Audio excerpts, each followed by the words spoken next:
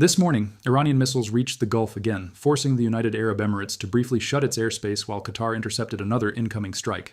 That matters more than the headline suggests because this war is no longer centered only on who hit Tehran or who launched the last barrage at Israel. The live strategic fight is now over the energy artery that keeps global oil moving, and Iran is trying to prove it can choke that artery hard enough to raise the cost of staying in this war for everyone else. Under the noise, that is the real contest. What most people still are not connecting is that the military map, the oil market, and the diplomatic map are now all telling the same story. Israel is expanding pressure on Iran and Hezbollah.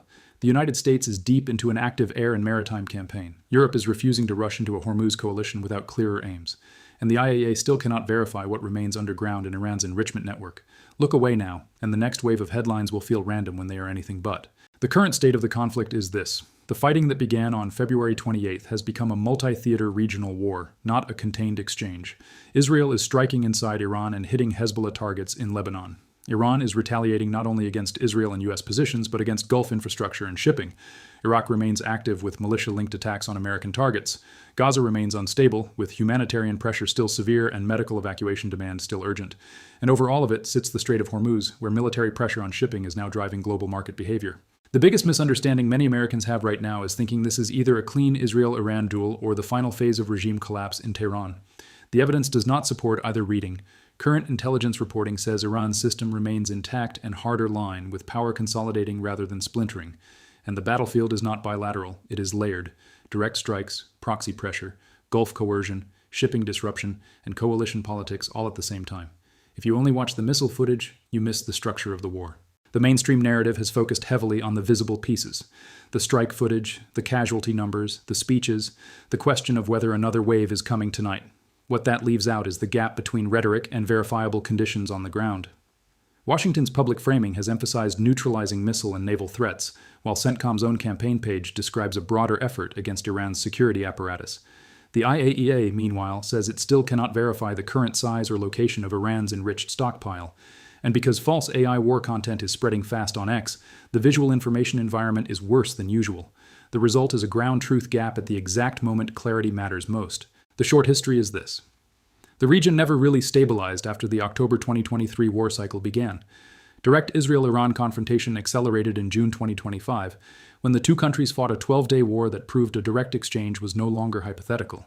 This year's conflict crossed a new threshold on February 28th, when a joint U.S.-Israeli campaign hit Iranian military and nuclear-linked targets and killed Iran's supreme leader in the opening phase.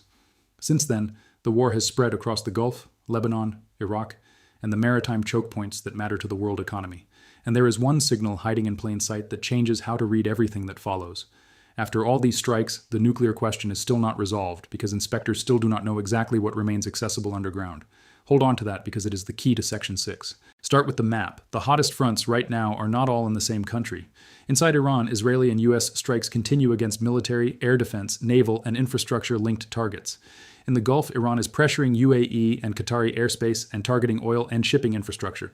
In Iraq, Iran-linked forces are still harassing American positions and diplomatic sites. In Lebanon, Hezbollah remains an active part of the northern front, and Israel has widened operations there. Gaza has not disappeared. It has simply been pushed off the front page while humanitarian stress continues.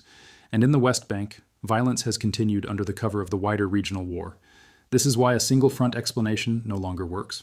The most significant military development in the last 72 hours is not just that Iran kept firing, it is where it fired and what it hit. The attacks on Gulf neighbors, the repeated targeting of Fujairah infrastructure, and the strike on a tanker off the coast tell you Tehran is trying to make the cost of war global, not local.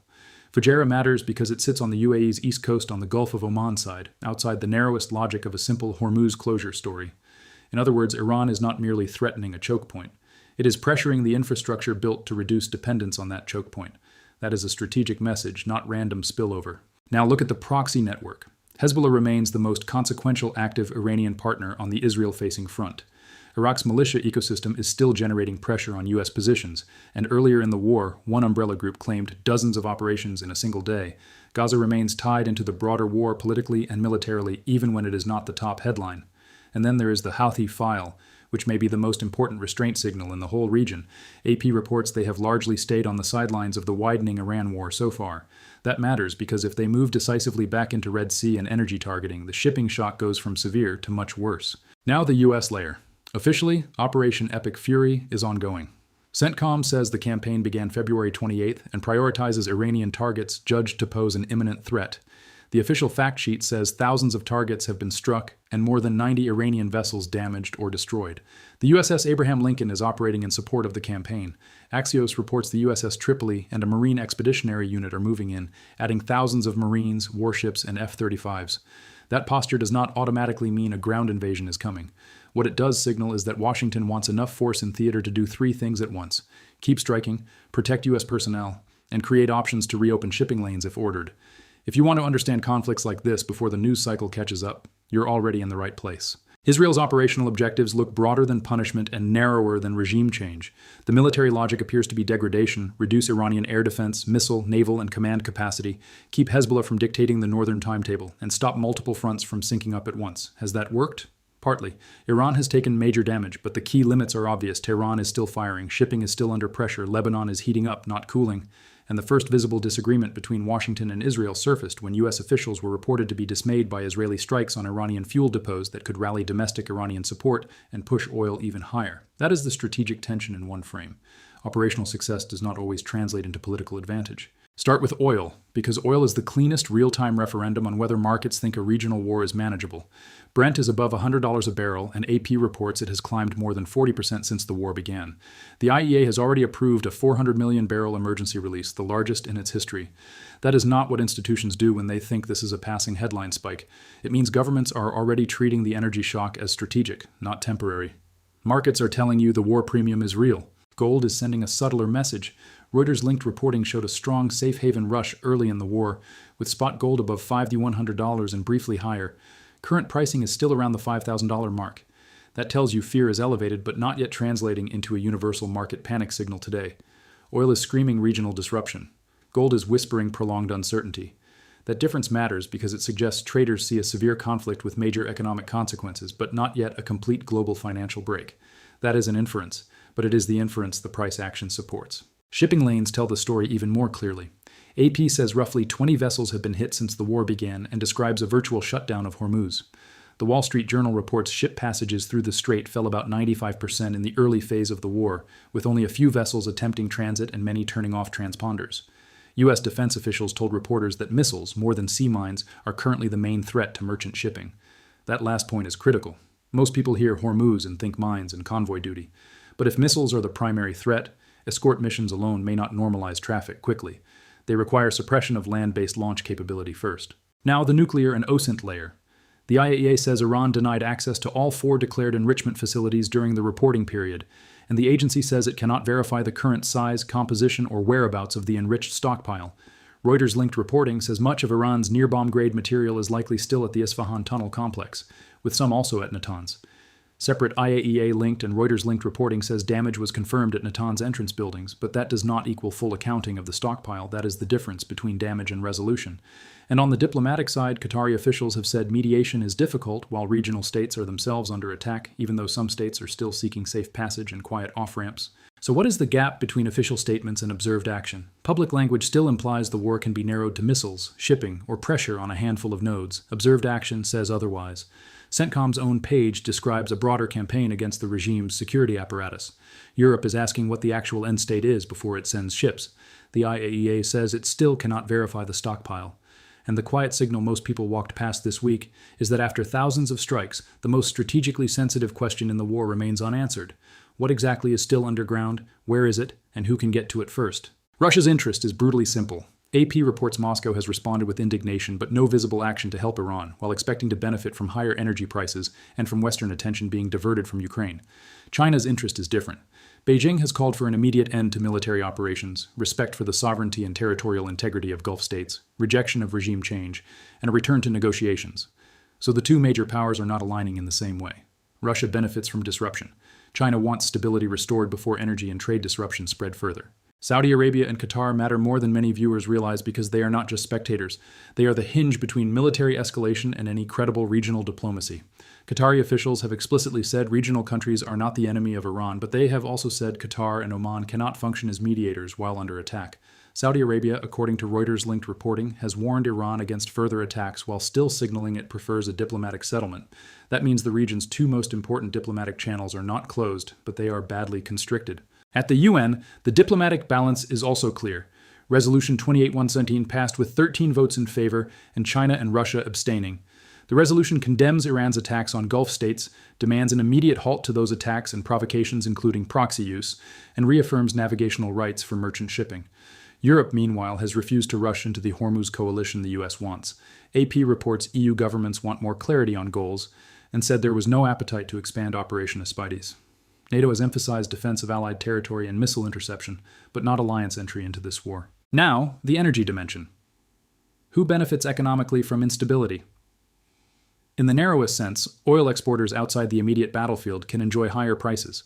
AP explicitly notes Russia is already profiting. But that is only the first-order effect. The second-order effect is broader damage. AP says energy prices are up sharply, and The Guardian reports countries like Sri Lanka are already cutting work weeks and rationing fuel because of supply stress. So the bigger truth is that this is not a conflict where someone wins on oil and the rest of the world simply absorbs it. The damage spreads faster than the upside, which brings us to the global question. Is this still regional? Militarily, it is already region-wide. Politically, it is not yet a world war. But if Hormuz becomes an Allied escort battle, if Lebanon deepens into a sustained ground campaign, or if attacks on U.S. forces force a new American escalation, the next move can widen it fast. Now here's the part that changes everything about how you should be watching this. Professionals often think in terms of an escalation ladder. On that ladder, this conflict is already above proxy war and below full interstate total war. Why above proxy war? Because the United States and Israel are directly striking inside Iran. Iran is directly attacking Gulf states and shipping, and NATO has already had to intercept at least one missile threatening Allied airspace. Why below total war? Because the Houthis have not fully entered the main regional fight, Europe is refusing to join a broad naval coalition, and there is still no sign of a U.S. ground invasion plan being publicly adopted. The region is in high-intensity coercive war, not yet maximal war. So what moves the ladder higher? Based on the pattern of current force posture, public messaging, and operational behavior, the clearest likely triggers are these. First, a successful strike causing mass American casualties at a major regional base or naval platform. Second, a sustained Hezbollah offensive that forces Israel to divert major combat power north for a long campaign. Third, a durable move by Iran or aligned forces that makes Hormuz commercially unusable even under escort. And fourth, any verified sign that Iran is moving or accelerating access to its 60% enriched stockpile outside inspector visibility. Those are not predictions. They are the red lines implied by the evidence in front of us. What would de-escalation look like? Not speeches? Signals? You would need to see regular commercial movement return through Hormuz. You would need Gulf capitals talking again as mediators rather than missile recipients. You would need the Lebanon front to plateau instead of widen. You would need the IAEA to regain physical access and begin clarifying what remains of Iran's stockpile. And you would need the US and Israel to define an end state that allies can actually understand. Until those signals appear, declarations about quick endings are weaker than the evidence. Now close the open loop from Section 2, the nuclear dimension. The IAEA says Iran refused access to all 4 declared enrichment facilities in the reporting period, and the agency cannot currently verify the size, composition, or whereabouts of the stockpile. Its last estimate, based on June 2025 information, put Iran's total enriched uranium stockpile at 9,874.9 kilograms, including 440.9 kilograms enriched up to 60%. Reuters-linked reporting says a large share of that near-bomb-grade material is likely still at Isfahan. This matters because military damage to entrances or facilities is not the same as control over nuclear material. In strategic terms, the war may have degraded Iran's capabilities while leaving the core non-proliferation question unsettled. Domestic politics are also pushing decisions. Inside Iran, the current evidence points toward hardline consolidation, not liberalization under pressure. In Washington, Congress has voiced unease but failed to impose a war powers break, leaving the executive branch broad operational room.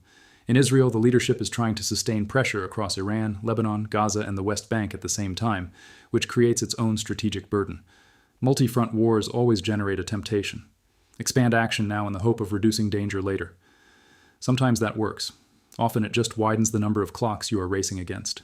And this is where asymmetric warfare changes the entire calculus. Iran does not need to match the US or Israel symmetrically to impose cost. It can pressure shipping, use proxies, stretch air defenses, and create economic fear faster than it can win conventional dominance. Hezbollah does not need to invade Israel to reshape Israeli planning. It only needs to keep the northern front hot enough. Militias in Iraq do not need to defeat the US. They only need to make every base and embassy a recurring problem. The last time we saw a direct Israel-Iran military exchange this significant was the June 2025 12-day war.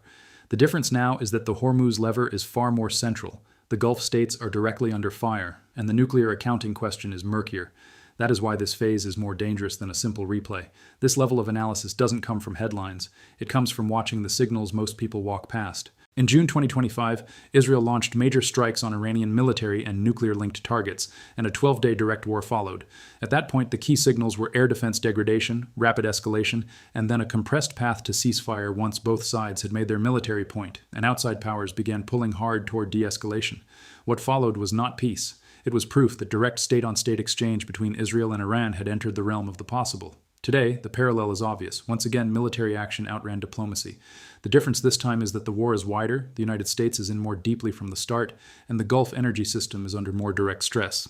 That difference matters because it gives Tehran a stronger economic lever than it had in that 12-day exchange. A second mirror is the Strait of Hormuz crises of 2019, and farther back, the tanker war logic of the 1980s.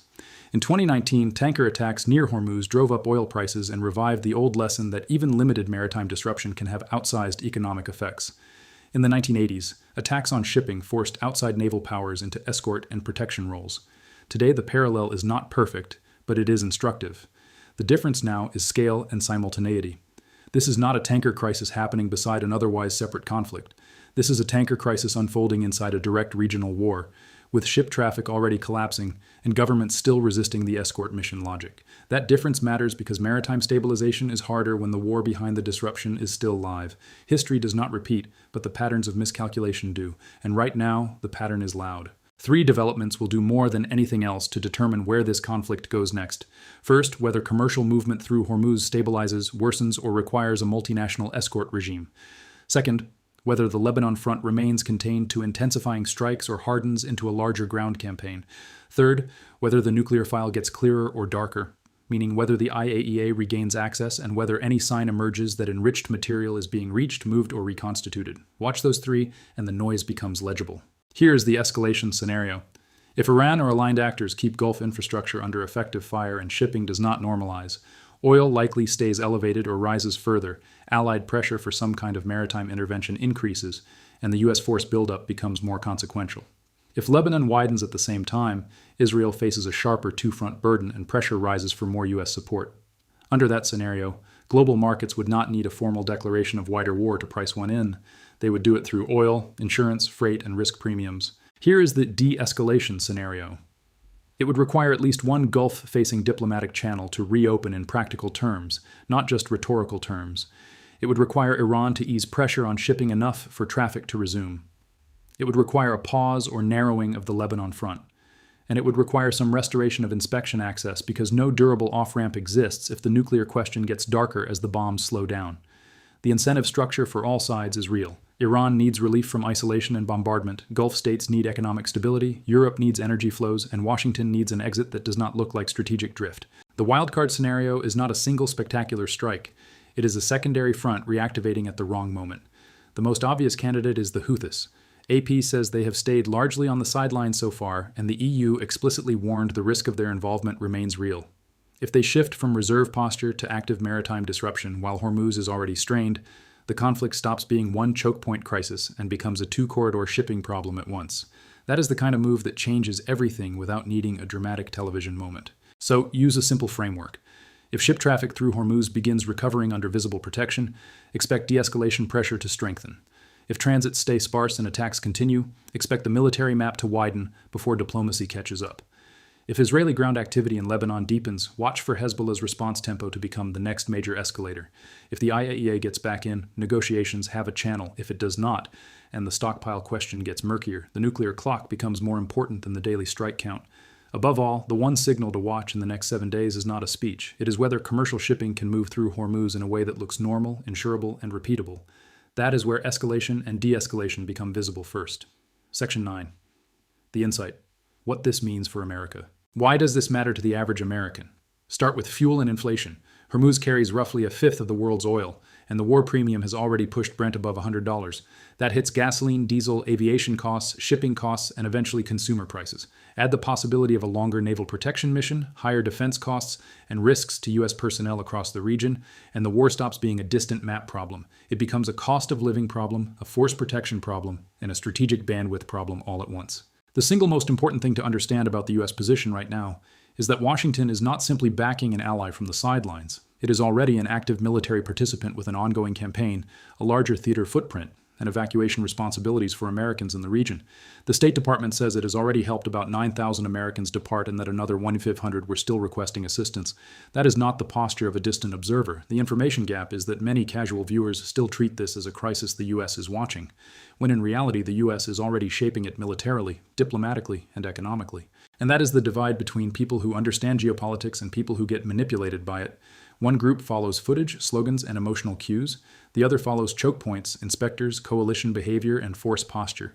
One sees another strike. The other sees whether the war is climbing or descending the ladder. That is the clarity gap. Every week when the world changes faster than the news can explain, this is where that gap gets filled. The world doesn't get simpler. But the people who understand it clearly are never powerless. They're just better prepared. Section 10. The close one final detail to leave you with, the IEA has already approved the largest emergency oil release in its history, 400 million barrels. Governments do not do that because they are worried about a headline. They do it because they see a structural shock. What I'll be watching next is simple: whether Hormuz looks commercially usable again, whether the Lebanon front widens from pressure to prolonged campaign, and whether inspectors recover any meaningful visibility into Iran's nuclear file. Watch the shipping lanes, the access points, and the coalition math. That is where the real story is. Until the next verified shift, stay sharp.